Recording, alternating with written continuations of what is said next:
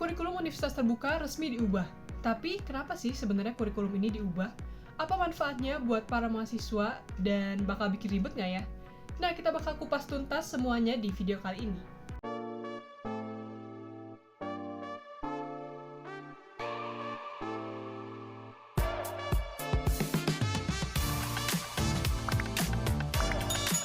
Hai guys, welcome back to my channel. Buat kalian yang belum kenal, kenalin aku Natasha Setiamukti dan aku adalah mahasiswa di Universitas Terbuka Bandung. Nah, di video kali ini sesuai dengan judulnya, aku bakal ngajakin kalian untuk ngebahas soal kurikulum UT yang baru. Topik ini udah lumayan hangat belakangan ini dibahas, kenapa sih kurikulum UT diubah, perubahannya apa aja, dan dampaknya buat mahasiswa. Nah, daripada bingung, aku bakal rangkum semua hal baru di kurikulum UT di video kali ini. So, buat kalian yang masih bingung ataupun penasaran, jangan lupa untuk nonton videonya sampai habis biar kalian dapat info secara lengkap. Let's go! Pertama, kenapa kurikulum UT diubah? Pendidikan tinggi itu harus adaptif. Dunia kerja cepat berubah, teknologi juga semakin berkembang, dan skill yang dibutuhkan juga semakin bergeser. Itulah kenapa kurikulum di UT diubah. Kurikulum yang lama dianggap kurang responsif terhadap perubahan zaman. Jadi biar lulusannya tetap baik dan juga relevan dengan kebutuhan di lapangan pekerjaan nanti, UT mulai berbenah dari kurikulumnya. Sekarang ini banyak banget perubahan di dunia kerja, mulai dari penggunaan AI sampai digitalisasi. Kemudian banyak juga tuntutan soft skill dan juga hard skill dari para pekerja. Selain itu, adanya perubahan regulasi pendidikan nasional juga jadi salah satu faktor kenapa UT mengubah kurikulumnya. Yang kedua, apa sih manfaat dari perubahan kurikulum ini untuk mahasiswa? Yang pertama, lebih fleksibel. Di sini mahasiswa bisa memilih mata kuliah yang lebih sesuai dengan minat dan juga tujuan karirnya. Yang kedua adalah berbasis kompetensi. Nah, di sini banyak banget mata kuliah yang sudah disesuaikan dengan kebutuhan di lapangan pekerjaan nanti. Jadi nggak cuma hafalan aja, ada prakteknya juga. Yang ketiga adalah integrasi teknologi. Di sini UT juga menawarkan lebih banyak media belajar secara digital dan juga interaktif yang bisa diikuti oleh mahasiswa. Dan yang terakhir adalah kolaborasi dunia industri. Di kurikulum baru ini, UT banyak memasukkan mata kuliah yang sesuai dengan kebutuhan di lapangan pekerjaan nanti, yang harapannya bisa semakin menyiapkan mahasiswa UT untuk masuk ke dunia kerja. Intinya, kurikulum baru ini akan membantu mahasiswa untuk makin siap kerja dan juga siap bersaing. Tapi ya sesuai dengan yang kalian ketahui, sistem itu nggak ada yang sempurna, jadi dari perubahan kurikulum ini tentunya ada tantangan-tantangan baru yang harus kita hadapi. Yang pertama adalah penyesuaian mahasiswa dan juga tutor. Tentunya dengan perubahan kurikulum ini, sistem belajar juga berubah, dan mata kuliahnya juga berubah. Baik dari sisi tutor yang akan mengajarkan dan juga mahasiswa yang akan belajar, perlu adaptasi yang lebih lagi dengan sistem kurikulum yang baru, baik dari cara belajarnya maupun dari mata kuliah yang dipelajarinya. Yang kedua adalah beban tugas baru. Aku sempat melakukan riset terkait perubahan kurikulum UT ini dan ada beberapa yang bilang di beberapa jurusan tugasnya itu akan jadi semakin banyak.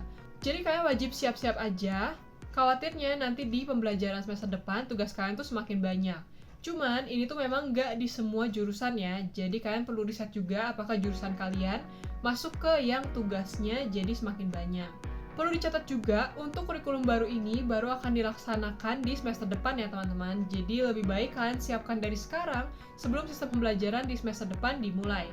Jadi kalian udah siap nih secara fisik dan juga mental untuk masuk ke pembelajaran semester selanjutnya. Yang ketiga adalah perlu literasi digital yang lebih tinggi. Yang udah aku jelasin sebelumnya, dengan kurikulum baru ini tentunya sistem pembelajaran digital di UT semakin tinggi. Maka dari itu kalian perlu mempersiapkan literasi digital dan juga kemampuan untuk belajar secara mandiri, karena di kurikulum baru ini mahasiswa dituntut untuk semakin mandiri dalam mengerjakan tugas-tugas dan juga belajar. Nah, kenapa literasi digital ini sangat penting? Karena aku yakin nggak semua mahasiswa punya kemampuan literasi digital yang sama. Maka dari itu kita perlu beradaptasi sedini mungkin biar nanti ketika pembelajaran dimulai, kita bisa belajar dengan lancar. Tantangan ini bisa jadi kendala terutama untuk teman-teman yang berada di daerah ataupun yang sambil bekerja. Tapi tenang, karena UT juga ngasih dukungan dengan adanya pelatihan LMS dan juga bimbingan akademik. So, kalian wajib banget untuk pantengin terus sosial media UT untuk tahu update selanjutnya terkait persiapan kurikulum baru ini. Nah, sekarang kita masuk ke bagian yang paling kalian tunggu-tunggu. Kali ini aku bakal bahas apa aja sih perubahan yang ada di kurikulum baru UT. Yang pertama adalah registrasi. Nah, di semester ini, sebelum kalian registrasi, wajib banget untuk cek LKAM atau Lembar Kemajuan Akademik Mahasiswa. Di situ mungkin kalian akan agak kaget karena nilainya jadi berantakan. Nilai di semester yang belum kalian tempuh malah udah ada, dan nilai di semester yang udah kalian tempuh malah jadi 0 atau strip. Di sini kalian nggak usah panik karena nanti akan ada mata kuliah penggantinya. Nah, untuk teman-teman yang SIPAS, ketika kalian registrasi, jangan lupa untuk scroll dulu sampai ke bawah. Di bagian bawah kalian akan lihat pilihan mata kuliah pengganti. Kalau misalnya di semester yang akan kalian tempuh, ada beberapa mata kuliah yang sudah ada nilainya. Nah, nanti kalian tinggal pilih aja mata kuliahnya dan jangan lupa untuk diklik centang. Baru setelah itu kalian klik registrasikan mata kuliah. Nah, di sini yang bisa kalian pilih itu hanya mata kuliah pengganti ya. Untuk mata kuliah per semesternya yang lain itu kalian nggak bisa milih karena kalian menggunakan sistem SIPAS. Nah, setelah itu kalian lanjut aja untuk registrasi dan melakukan pembayaran. Sedangkan untuk teman-teman yang mengambil sistem non-SIPAS atau non-sistem paket semester, kalian bisa banget untuk milih mata kuliah secara mandiri. Nah, di sini nggak ada pilihan mata kuliah pengganti ya untuk teman-teman yang pilih non-SIPAS. Jadi tinggal pilih aja mata kuliah yang mau kalian pelajari di semester selanjutnya. Pastiin juga ketika kalian akan registrasi untuk semester depan, nggak ada mata kuliah yang sama ya teman-teman, biar kalian nggak ngulang ujian dan juga belajar mata kuliah yang sama. Jadi make sure dulu ketika kalian registrasi, semua list mata kuliahnya itu yang belum pernah kalian pelajari. Kalau misalnya ada yang udah pernah kalian pelajari, kalian bisa lapor ke kantor UT daerah kalian. Yang selanjutnya adalah perubahan kode mata kuliah. Jadi di kurikulum baru ini, UT mengubah kode mata kuliahnya. Sebagai contoh, di buku modul biasanya ada kode kayak gini. Nah, sekarang itu kodenya akan berubah. Untuk perubahannya, aku akan update selanjutnya di video ketika aku unboxing modul untuk semester depan. Karena sampai sekarang aku belum lihat kode terbarunya itu kayak gimana. Jadi kalau nanti aku udah nerima modul untuk pembelajaran aku di semester depan, aku bakal kasih lihat ke kalian perbedaan kode dari modul sebelumnya dan modul kurikulum yang baru. Yang ketiga adalah sistem pembelajaran. Di kurikulum yang lama, sistem pembelajaran UT itu ada 3, yaitu TTM, tutorial tatap muka, kemudian ada Tuton, tutorial online, dan juga TMK atau tugas mata kuliah. Nah, di kurikulum baru ini, sistem pembelajaran TMK atau tugas mata kuliah itu dihilangkan. Jadi, pilihan sistem pembelajarannya cuma ada TTM dan juga Tuton. Untuk teman-teman yang online yang tidak mengikuti TTM, akan otomatis terjaring Tuton. Nah, kalau sebelumnya kan kita biasanya harus ngisi form kesediaan Tuton dulu untuk ikut Tuton, dan kalau misalnya nggak ngisi form itu, baru kalian akan terjaring ke TMK. Tapi di semester ini, kalian udah nggak usah lagi ngisi form kesediaan Tuton, karena untuk yang online, kalian akan otomatis terjaring ke sistem pembelajaran Tuton. Makanya penting banget untuk kalian mulai cek website Tuton dan juga aplikasi Tuton, biar nanti ketika semester depan pembelajaran dimulai, kalian udah familiar dan terbiasa dengan sistem pembelajaran di Tuton. Nah, yang keempat adalah TAPS atau tugas akhir program. Nah, poin ini yang paling banyak huru-haranya di sosial media karena katanya UT sekarang ada skripsi. Yes, bener banget, sekarang di UT ada pilihan skripsi. Tapi yang perlu kalian take notes adalah bentuk tugas akhir program di UT ini adalah pilihan ya teman-teman. Jadi bentuk TAP di UT ada 4, yaitu ujian komprehensif tertulis yang bentuknya esai, yang kedua adalah artikel ilmiah, yang ketiga adalah skripsi, dan yang keempat adalah proyek. Nah, dari 4 jenis TAPS ini, mahasiswa itu boleh milih satu ya teman-teman, jadi kalian tuh nggak diwajibkan untuk skripsi.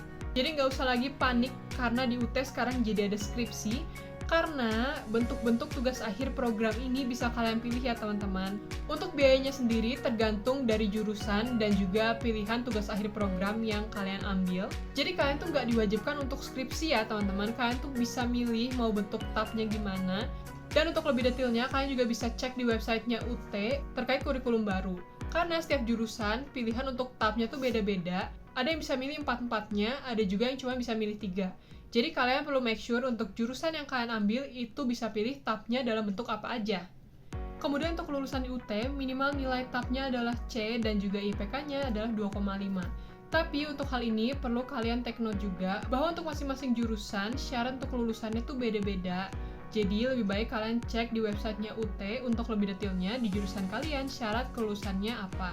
Nah, di kurikulum baru ini, UT juga menawarkan learning path yang lebih personal dan beberapa program studi yang sekarang punya sertifikasi dari industri. Jadi singkatnya, kurikulum baru UT ini adalah langkah berani untuk bikin sistem pembelajaran secara online jadi lebih relevan dan juga berdampak. Walaupun tantangannya ada, tapi kalau misalnya kita bisa adaptasi, aku yakin hasilnya juga pasti sepadan. Jadi gimana nih menurut kalian? Kurikulum baru UT ini sebenarnya menguntungkan mahasiswa atau bikin jadi makin pusing nih? Kalian bisa tulis pendapat kalian di kolom komentar. Dan kalau kalian masih ada pertanyaan-pertanyaan terkait kurikulum baru UT ini, bisa drop pertanyaannya di kolom komentar, nanti bakal langsung aku jawab.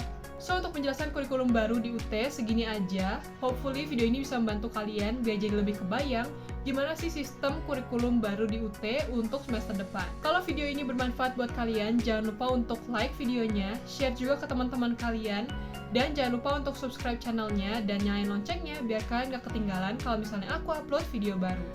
Karena aku bakal banyak bikin video terkait universitas terbuka. So, sampai jumpa di video selanjutnya.